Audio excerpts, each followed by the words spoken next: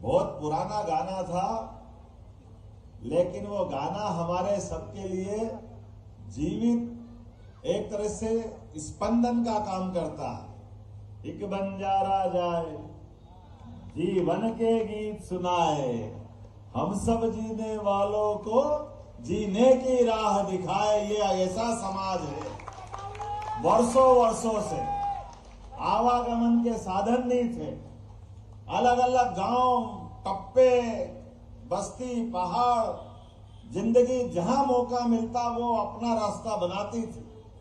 लेकिन हमारे देश की विशेषता है, ऐसे समाज जो अलग अलग अपने अपने स्थान पे बसे हुए हैं। जैसे ये हृदय धड़कता कब है? जब हृदय के धड़कने के साथ हमारी रक्त वाहिनियां अपने रक्त का प्रवाह करती है और रक्त के प्रवाह में शुद्ध रक्त को ऑक्सीजन के साथ प्रवाहित करती है और ऑक्सीजन निकलने वाले गंदे रक्त को वापस लाके शुद्ध करती है। हजारों साल से बंजारा समाज हमारे अपने समाज को इसी प्रकार से जीवंत रखता, जिंदा रहने के लिए ये ताकत प्रदान करता था। इस सनातन धर्म के लिए बंजारा समाज ने जो किया है उसकी कोई कीमत कोई कर ही नहीं सकता। ऐसी अमूल्य कीमत, अमूल्य आपकी भूमिका है। आने और जाने के क्रम में कई बार कई कष्ट होते हैं, कई प्रकार के कई अवरोध आते हैं बीच में, लेकिन सारे अवरोध समाप्त करते हुए सदैव बंजारा समाज ने अपने हिंदू धर्म की पताका लहराने का काम किया। मैं आपको बधाई देना चाहता हूं। और सही कहा महाराज जी ने, ये है हमारी पार्टी और ये हमारा दर्शन और ये हमारा नेतृत्व। यशस्वी प्रधानमंत्री के लिए जोरदार अभिनंदन करो श्रीमान नरेंद्र मोदी जी का, जिनका मूल मंत्र ही है सबका साथ और सबका विश्वास, सबका प्रयास। एक को छात में छोड़ के नहीं चलते, सबको लेके चलते साथ में। इसलिए कोठी तो गई भाड़ में, ये कोठा भर दिया आपने। जोरदार ताली बजाओ मेवालाल जी के माध्यम से। काय की फूटी कोठी किसने देखी? कोई फूटी कोठी, जिसके भाग फूटे वो फूटी याद करे। ये तो मेवालाल जी की जय जय करने वाला सोहा है। जोरदार अभिनंदन करो संत श्री मेवालाल जी महाराज की, सेवालाल जी की। सेवालाल जी देंगे तो मेवालाल जी अपने आप आई जाएंगे। जोरदार ताली बजा पूरे समाज के लिए। हमारे लिए परमात्मा की कृपा से ये जो समय आया है, ये समय इसी प्रकार से एक एक समाज के एक एक संत का, उनके योगदान को लेके चलने का। और सही कहा महाराज जी ने कि संत के लिए समाज नहीं होता।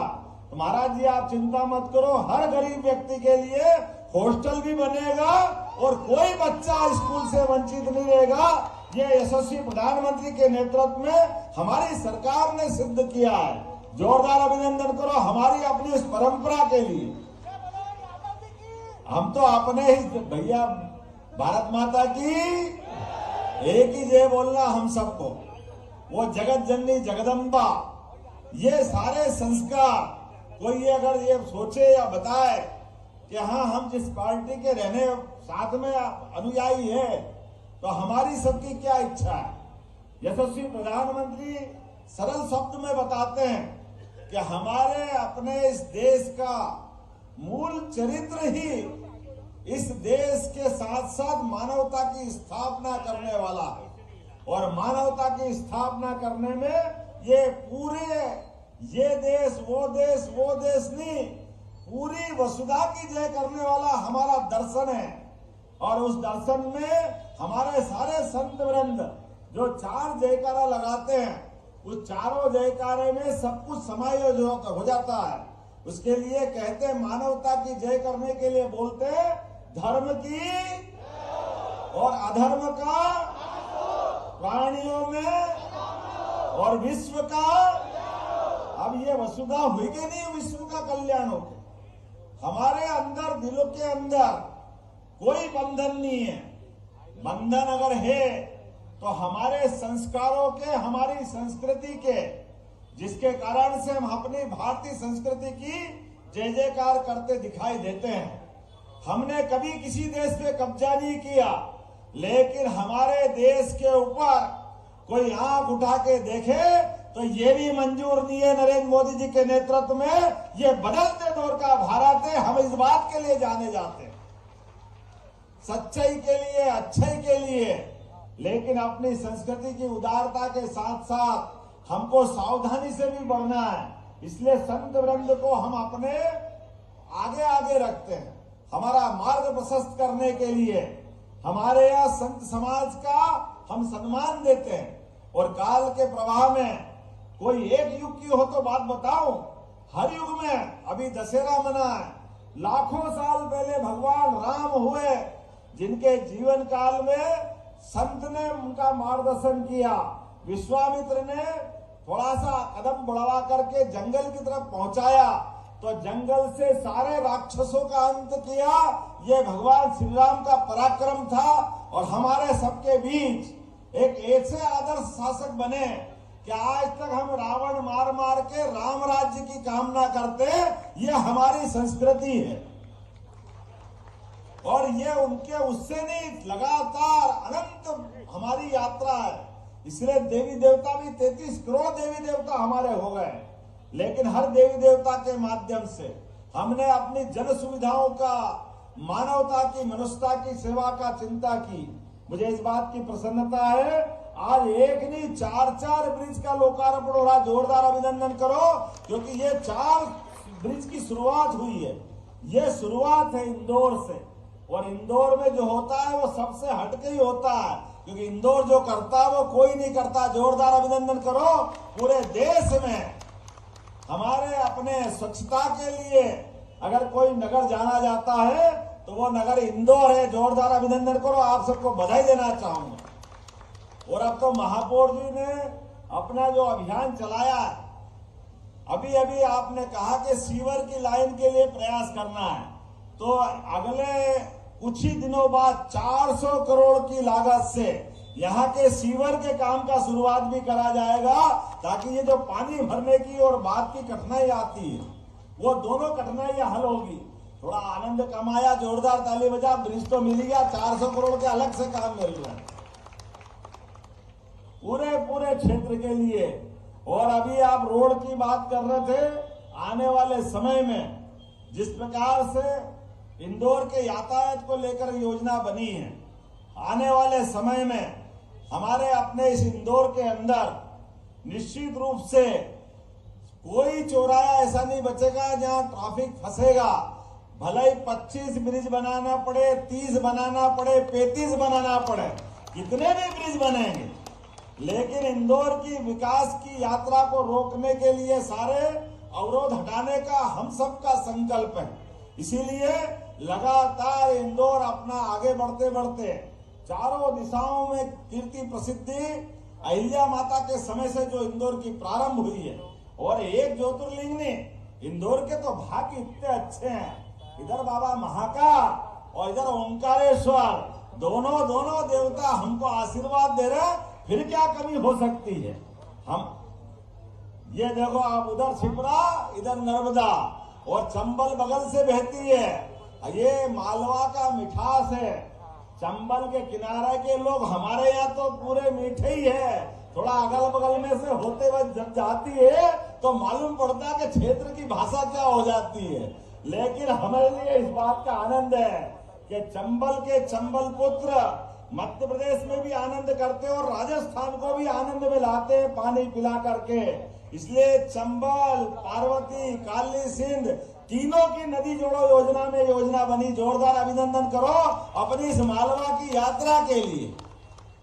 हमारे यहाँ तो मालवी कहावत है, पग पग रोटी डग डग नीर। इतना आनंद है इस मालवा में।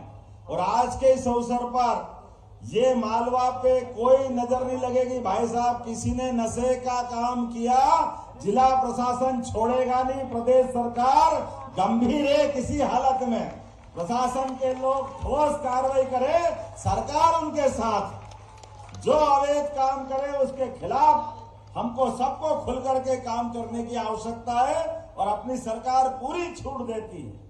आपने देखा होगा सरकार बनने के साथ ही इन व्यवस्थाओं पर लगातार ध्यान दिया गया, लेकिन आज के इस अवसर पर माननीय मोगी जी यहाँ विराजमान है, जोरदार अभिनंदन करो हमारे वरिष्ठ नेता माननीय मोगी जी का। पास में सोनकर जी भी है, आपका भी अभिनंदन है। उधर हरी भैया से लेके दोनों प्रवक्ता हमारे वक्फ बोर्ड के अध्यक्ष डॉक्टर सनवर पटेल जी, जोरदार अभिनंदन आपका। और हमारे पास में नरेंद्र सलूजा जी, हरी भैया यादव जी, और हमारे वो जोरदार अभिनंदन करो हमारे सभी मित्रों का, पीछे जितने लोग बैठे हैं। आज बारिश ने भी हमारी परीक्षा ली। पहले तो लगा कि कार्यक्रम होगा कि नहीं होगा।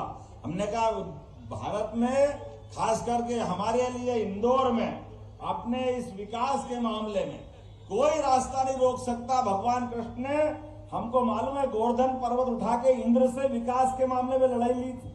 हमारे भगवान कृष्ण ने यह मार्गदर्शन दिखाया है कि जो मूलभूत सुविधाएं और पानी के लिए कालिया नाग को मर्दन करके एहसास कराया था कि ये जितनी सुविधाओं के क्षेत्र हैं ये परमात्मा की कृपा से आते हैं, इसमें कोई मार्ग अवरुद्ध नहीं कर सकता।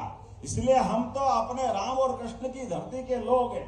आपने गौमाता की बात की महाराज जी, आपको बताना चाहूंगा मध्य प्रदेश की सरकार ने जैसे ही गठन किया, हमने कहा खेती तो हो रही है बहुत अच्छे स्तर पर, लेकिन घर घर गोपाल होना चाहिए कि नहीं होना चाहिए। गाय पालने वाले, हमारे घर में दूध दही की नदियां बहती थी अपने देश के अंदर, वो पुनर्स्थापित करना है। अभी पूरे देश के दूध उत्पादन में 9% की भूमिका मध्य प्रदेश की है। हमने निर्णय किया ये हम 20% ले जाएंगे, डबल करेंगे इसको, और उससे आगे जाकर के जो 10 से ज्यादा अपने पशुपालन दूध वाले लाएंगे, गौशाला जैसी घर घर गौशाला बने, उनको अनुदान देने का काम हमारी सरकार करेगी। इस व्यवस्था से हम जोड़ने वाले हैं। और जो गाय को पाल करके दूध निकाल करके अपना, अगर उसके पास पर्याप्त जगह नहीं है तो बछिया को उछेरे, और बछिया सरकार खरीद लेगी ताकि वो अपना ये पशुपालन का प्रेम खत्म नहीं करे, लेकिन उसकी आमदनी बढ़ाना है।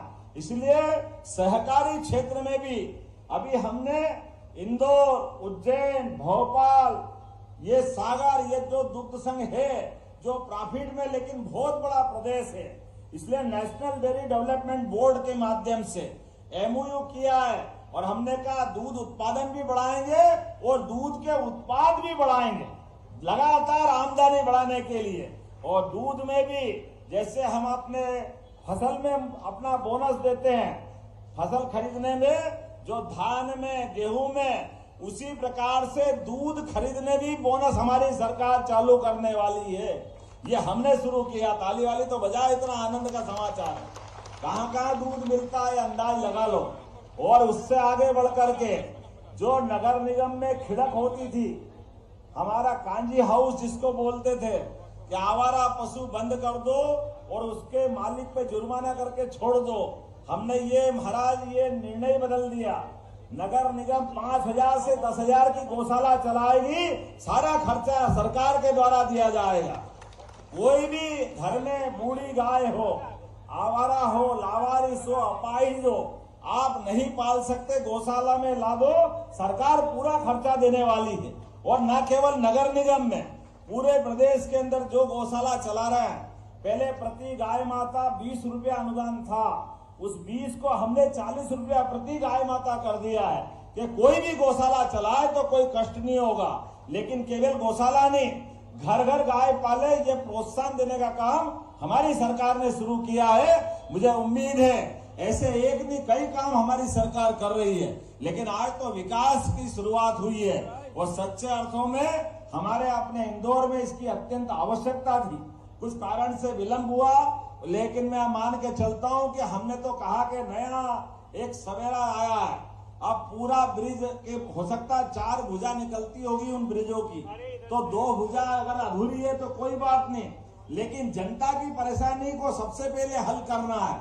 हमने कहा जितना हुआ उतना खोल दो, लेकिन जनता को सुविधा दो। ये हमारा अपने सरकार का निर्णय है, ये हमारी पार्टी का निर्णय है, हमने सबने निर्णय किया।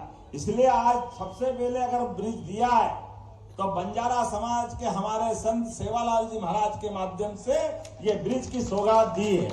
मैं आप सबको बधाई देना चाहूंगा। आज ये सौगात मिली है, ये सौगात का सिलसिला और बढ़ता जाएगा। मेरी अपनी ओर से पुनः सभी बंधुओं को नमस्कार, जय जय श्री राम। वीके न्यूज मध्य प्रदेश छत्तीसगढ़, दिल बोलेगा देश सुनेगा।